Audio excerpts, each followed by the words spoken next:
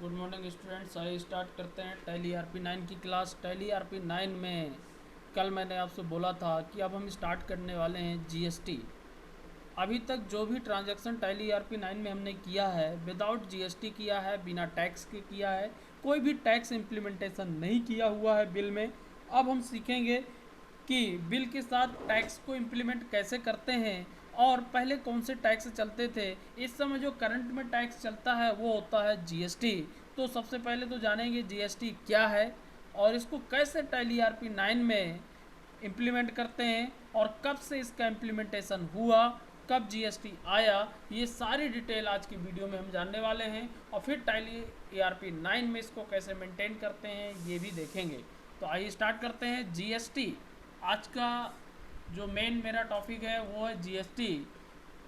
GST की यदि बात करें हम तो देखिए, जीएसटी का full form goods and service tax act 2017 2017 को इसको इम्प्लीमेंट किया गया था, इसलिए इसका नाम रखा गया है आपका goods and service tax act 2017। GST का फुल फॉर्म होगा goods and service tax. GST is in the indirect tax which has replaced the many indirect taxes in India। Actual में क्या था कि इंडिया में हमारे बहुत सारे टैक्सेस पहले चलते थे, वैट चलता था, टीडीएस चलता था, बहुत सारे टैक्स थे।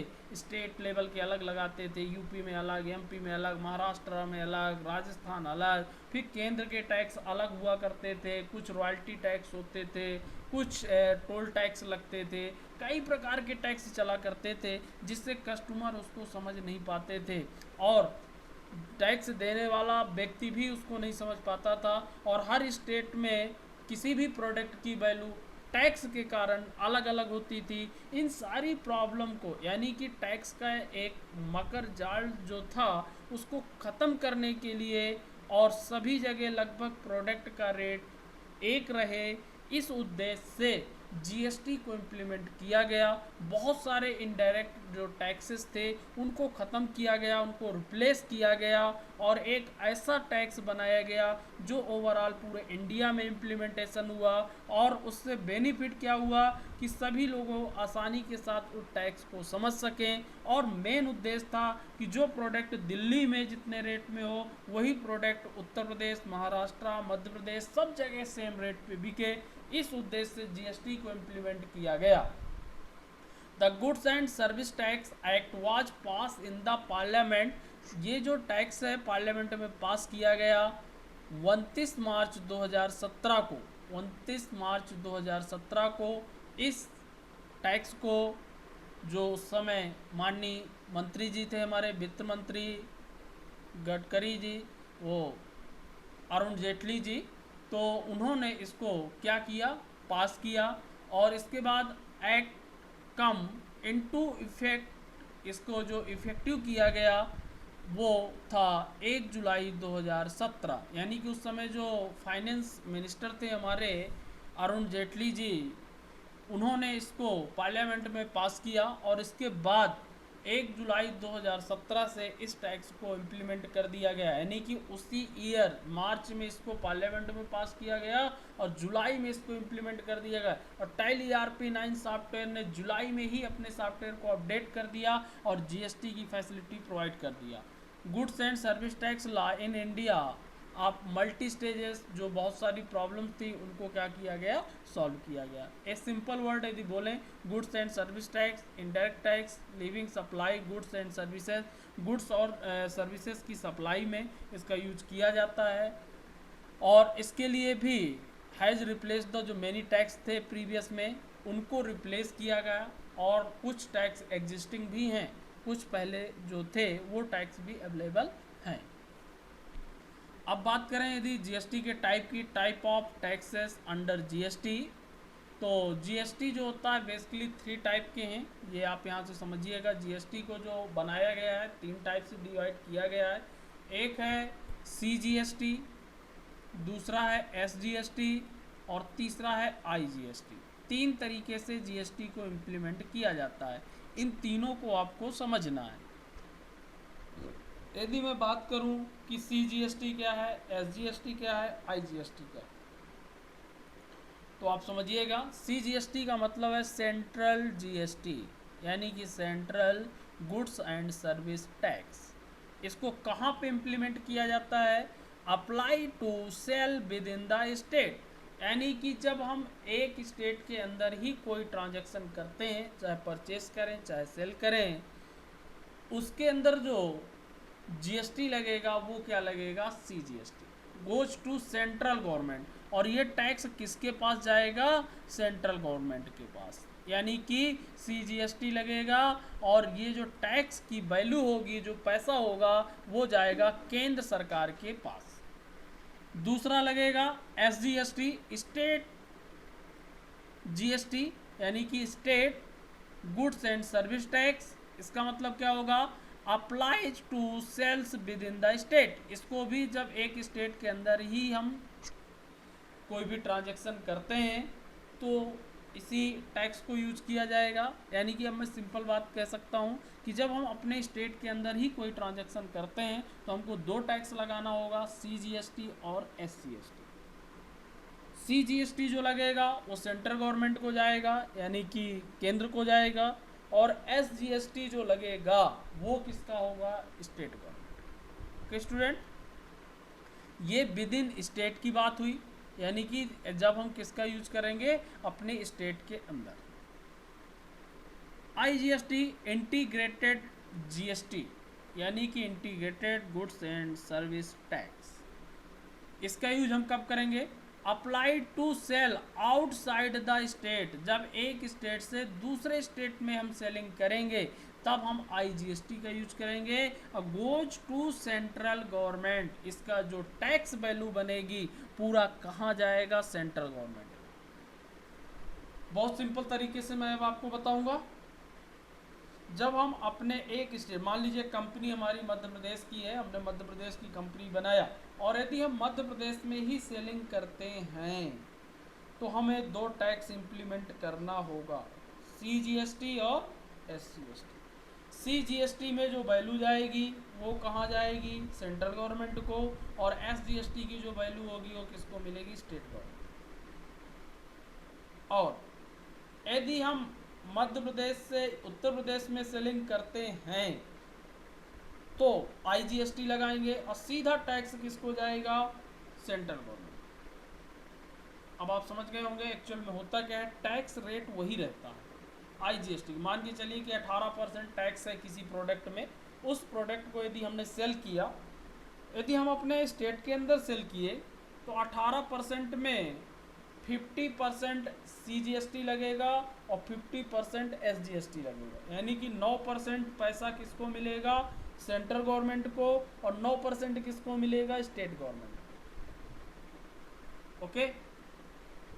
और यदि हम अदर स्टेट में सेल करते हैं तो सीधा 18% जो पूरा होगा वो पैसा सीधा किसको चला जाएगा? Central government. ये है, मैं एक एग्जांपल यहाँ पे दिया हूँ, इसको भी समझने की कोशिश करिए। For example, if you sell something with in the state, यदि हम स्टेट के अंदर सेल करते हैं, 50% of the GST will be CGST, 50% आपको CGST लगाना होगा, and 50% of the GST will be SGST, और 50% आपका क्या लगेगा?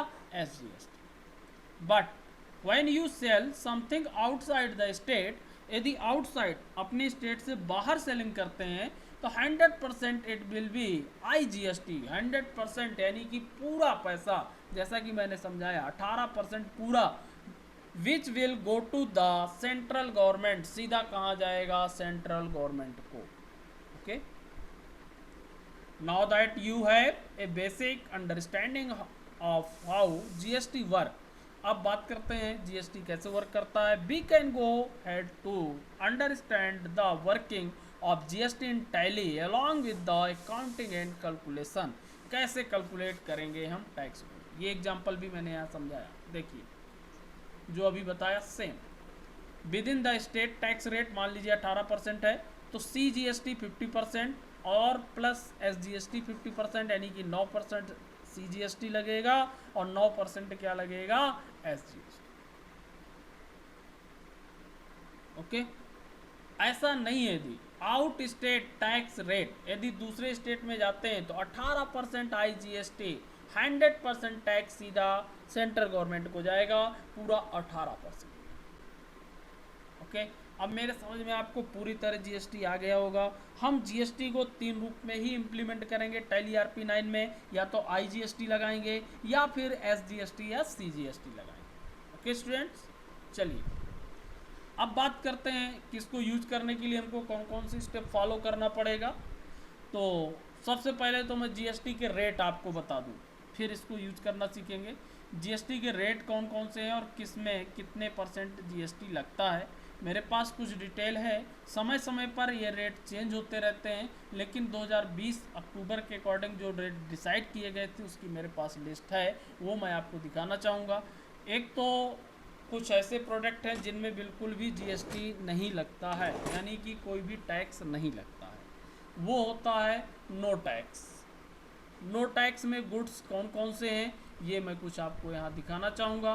No tax will be levied on the goods like the sanitary napkins, इस तरीके के जो प्रोडक्ट हैं, स्टोन मेकिंग है ना, मार्बल वुड से रिलेटेड है, ये कुछ प्रोडक्ट ऐसे किए गए हैं, कुछ में तो लगता है, कुछ ऐसे किए गए हैं जो नो टैक्स के अंतर्गत रखे गए हैं। ओके स्टूडेंट, एजुकेशन से रिलेटेड, हेल्थ से रिलेटेड ऐसे कुछ प्रोडक्ट हैं जिनको नो टैक्स के अंतर्गत रखा गया है। Services, all the hotel and lodges, जितने भी होटल और लॉज हैं इनमें जो यूज किया जाता है उनको सर्विसेज के अंदर रखा गया है, और उनके लिए भी टैक्स क्या किया गया है, निर्धारित किया गया है। अब यदि टैक्स रेट की बात करें तो जीएसटी का सबसे जो छोटा टैक्स रेट स्लैब है वो 5% है, 5% टैक्स है, यानी कि 5% किन में है, ये कुछ यहाँ पे गुड्स लिखे हुए हैं। मैं इस PDF को भी आपके पास भेज दूंगा, आप देख लीजिएगा और लिख लीजिएगा।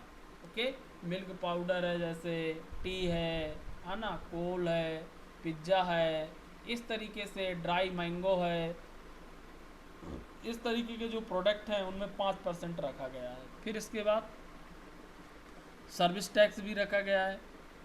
फिर इसके बाद 12% है, 12% में जो आइटम्स रखे गए हैं वो देखे बता दें मैं कि कौन कौन से हैं। मोस्टली बटर हुआ, चीज़ हुआ, घी हुआ, पिगल्स हुए, फ्रूट्स जूस हुए, तो टूथ पाउडर हुआ, नमकीन हुआ, इस तरीके के जो प्रोडक्ट हैं उनको 12% के अंतर्गत रखा गया है।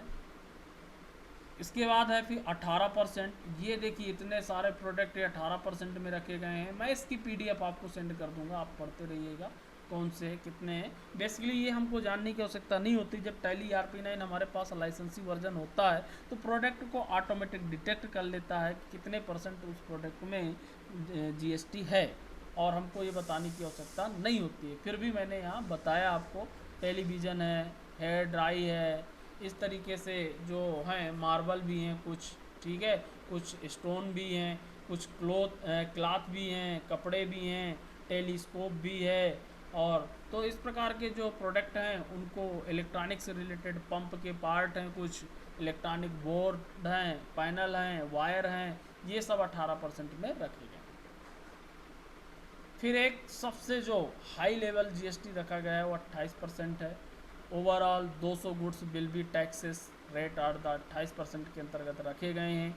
इनमें सबसे ज़्यादा हाई रेट रखा गया है 28% GST में। सनस्क्रीन आर द पान मसाला जो आता है वो है आपका, डिश वॉशर है, मशीन है, वॉशिंग मशीन का जो आते हैं, पेंट हैं, कुछ सीमेंट है, वैक्यूम क्लीनर है, अदर आइटम्स बहुत सारे, लगभग 200 आइटम इसके अंतर्गत रखे गए हैं।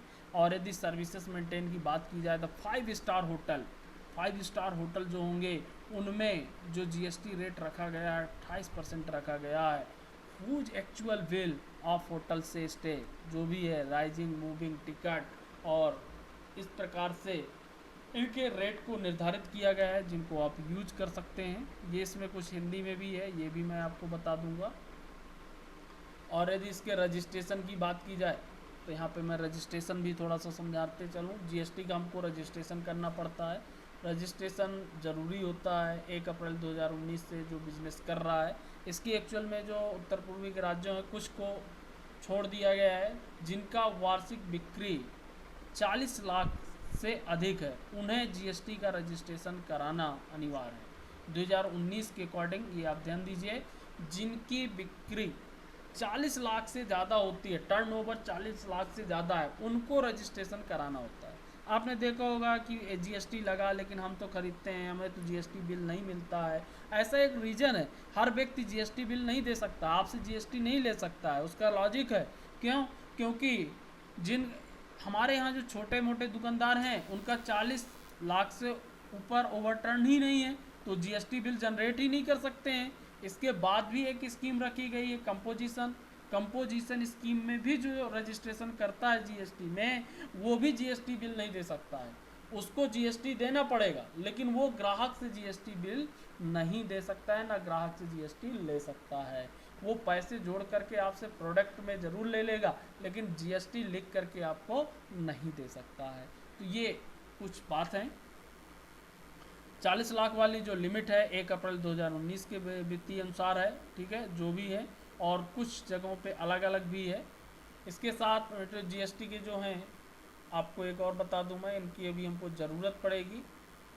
जीएसटी के टाइप जो रेगुलर हैं, जिनका 40 लाख से ओवर टर्नओवर है, उनको रेगुलर जीएसटी रजिस्ट्रेशन कराना अनिवार्य होता है। और दूसरी स्कीम इसकी जो होती है टाइप ऑफ जीएसटी रजिस्ट्रेशन की, वो कंपोजिशन होती है। एक तो आपको रेगुलर स्कीम मिलेगी, तो रेगुलर के अंतर्गत जो रेगुलर के अंतर्गत जीएसटी रजिस्ट्रेशन कराते हैं वो जीएसटी कस्टमर से ले सकते हैं और जीएसटी वाला बिल भी आपको बनाकर दे सकते हैं। लेकिन जो कंपोजिशन के अंतर्गत छोटे व्यवसायियों के लिए कंपोजिशन स्कीम प्रोवाइड की गई है जीएसटी के, छोटे जो व्यवसाय हैं, कंपोजिशन स्कीम जो है छोटे व्यापारियों के लिए है, और इसके अंतर्गत जो रखा गया है तो वो कुल बिक्री 1.5 करोड़ तक कंपोजिशन स्कीम ले सकते हैं, यानी कि 40 लाख से ऊपर वाले को तो जीएसटी कराना अनिवार्य है। फिर इसके बाद 1.5 करोड़ तक का यदि टर्नओवर है तो वो कौन सी स्कीम ले सकते हैं? Composition scheme. वो कौन सी स्कीम ले सकते हैं? Composition scheme. और यदि 1.5 करोड़ से ऊपर का टर्नओवर है उनका, तो फिर उनको कंपोजिशन स्कीम नहीं मिलेगी, फिर उनको रेगुलर स्कीम ही लेना होगा, और वो फिर बिल दे सकते हैं। कंपोजिशन वाले भी आपको बिल नहीं दे सकते जीएसटी का, ठीक है। कंपोजिशन में ये रहता है कि उनको जीएसटी तो लगता है, वो प्रोडक्ट के साथ आपको ले सकते हैं आपसे, लेकिन बिल बनाकर जीएसटी का नहीं दे सकते।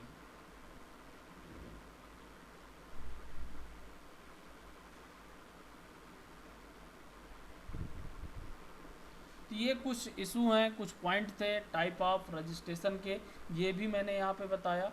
अब इसको यूज करना कैसे यूज करेंगे टैली ERP9 में, जो बेसिक कंपोनेंट थे वो मैंने बता लिया, जो अभी मुझे ज़रूरत है। फिर आगे और जीएसटी को हम सीखते जाएंगे, जैसे हम उसको यूज करते जाएंगे।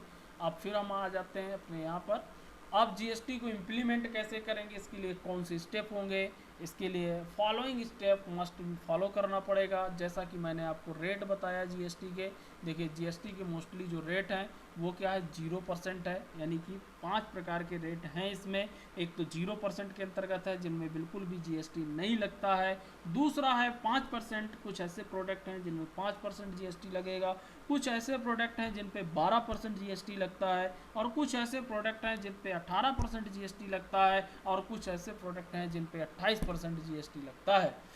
तो ये हमको डिसाइड करना होता है। लेकिन यदि हमारे पास टैली ERP9 है और हम डायरेक्ट इंटरनेट से चला रहे हैं, तो ऑटोमेटिक वो प्रोडक्ट को डिटेक्ट कर लेता है कि उस प्रोडक्ट में कितने % जीएसटी लगना है। अब जीएसटी को यूज करने के लिए हमको ये स्टेप फॉलो करना होगा, यानी कि following step must be follow. Create a company, tally ERP9 में हमको कंपनी को क्रिएट करना है, जो ऑलरेडी हमारे पास क्रिएटेड है। To enable the GST features, GST features को हमको एनेबल करना होगा। और टू क्रिएट द लेजर्स, और हमको कुछ लेजर्स जीएसटी से रिलेटेड क्रिएट करना होगा। इसके बाद जब हमारे पास ये स्टेप फॉलो पूरे हो जाएंगे तो हम ट्रांजैक्शन करेंगे, और जो भी बिल बनाएंगे उसमें जीएसटी को इम्प्लीमेंट करेंगे। स्टूडेंट, कौन से लेजर जीएसटी के लिए बनाना होगा? देखिए इस तरीके से मुझको जीएसटी लेजर बनाना होगा। परचेस के लिए मुझको बनाना है, परचेस के लिए जीएसटी लेबल यदि हमको क्रिएट करना है तो मैं आपको बताना चाहूँगा, जैसा कि परचेस के लिए तो मुझे इनपुट के साथ उसको बनाना होगा। इनपुट के साथ कैसे? इनपुट CGST, इनपुट SGST और इनपुट IGST। क्यों? क्योंकि यदि एक ही स्टेट पे हम काम करते हैं, ये एक ही स्टेट पे यदि मैं काम कर रहा हूँ तो एक्चुअल में क्या होगा, यदि एक ही स्टेट में हम काम करते हैं तो सीधा जैसा कि मैं बताया उसमें मुझे क्या लगाना होगा, CGST और SGST लगाना होगा एक ही स्टेट के लिए। यदि अदर स्टेट पे मैं काम करता हूँ तो सीधा मुझको क्या इम्प्लीमेंट करना होगा, IGST। अदर स्टेट पे यदि हम काम कर रहे हैं तो हम क्या लगाएंगे, IGST। एक ही स्टेट पे यदि हम काम कर रहे हैं तो क्या लगाएंगे, CGST और SGST। इनपुट इसलिए कि हम परचेस कर रहे हैं इसलिए इनपुट बना लिया जिससे हमको पता चले, और एक आउटपुट बनाएंगे सेलिंग के लिए। हम सेलिंग के लिए क्यों बनाएंगे, क्योंकि हम जो सेल करेंगे वो जाएगा आउटपुट। इसी प्रकार से 3 लेजर उसमें भी बनेंगे, आउटपुट CGST, आउटपुट SGST। यानी कि यदि हम सेलिंग अपनी स्टेट के अंदर करते हैं तो आउटपुट CGST और SGST को इम्प्लीमेंट करेंगे। यदि हम अपनी स्टेट से बाहर सेलिंग करते हैं तो सीधा IGST इम्प्लीमेंट करेंगे। तो इस तरीके से हमको ये लेजर भी क्रिएट करना होगा स्टूडेंट्स। तो मैं आपको बताना चाहूँगा कि ये देखिए इस तरीके से हमको कुछ क्रिएट करना होगा। यहाँ पे यदि हम सेम स्टेट पे काम करते हैं तो हमको 2 इम्प्लीमेंट करना है, CGST और SGST, जैसा कि मैंने पहले भी बताया। और यदि अदर स्टेट पे काम करते हैं तो SGST। और यहाँ पे मैं ये भी बताना चाहूँगा कि यदि आप स्टेट गलत लेजर में एंट्री करते हैं या गलत टैक्स लगाते हैं तो टैक्स कैलकुलेट नहीं होगा, क्योंकि जो GST है वो ऑटोमेटिक कैलकुलेट होती है। और यदि आपने कहीं ना कहीं स्टेट गलत किया या आपको CGST SGST लगाना है उसकी जगह IGST लगा दिए तो वो टैक्स कैलकुलेट होकर नहीं आएगा। तो इसलिए इस प्रकार की गलती नहीं करना है। तो अब मैं चाहता हूं कि आज मैंने पूरा GST का कॉन्सेप्ट बताया, आप इस वीडियो को देखिए और इसके कॉन्सेप्ट को समझने की कोशिश करिएगा। इसकी मैं PDF भी आपके पास भेज दूंगा। और स्टूडेंट इसके बाद कल अब टैली ERP9 में इसको इम्प्लीमेंट करके हम देखेंगे। और कल ये जो स्टेप मैंने बताए इन स्टेप के अकॉर्डिंग टैली ERP9 में इम्प्लीमेंट कराऊंगा। एक नई कंपनी भी हम ओपन करेंगे, इसके बाद GST फीचर्स को इनेबल करेंगे और इसके बाद लेजर क्रिएट करेंगे। और लेजर क्रिएट करने के बाद GST के साथ ट्रांजैक्शन करेंगे और GST बिल को क्या करेंगे, जनरेट करेंगे। ओके स्टूडेंट, तो आज की क्लास में यहीं पर क्लोज कर रहा हूँ। कल हम सीखेंगे अब इसका इम्प्लीमेंटेशन, टैली ERP9 में GST को कैसे इम्प्लीमेंट करते हैं और CGST SGST IGST कैसे इम्प्लीमेंट करते हैं और कैसे एक स्टेट से दूसरे स्टेट में ट्रांजैक्शन करते हैं। तो इसके लिए कल की क्लास ज़रूर देखें GST इम्प्लीमेंटेशन के लिए। आज की क्लास में यहीं पर क्लोज करता हूँ। Okay, thanks.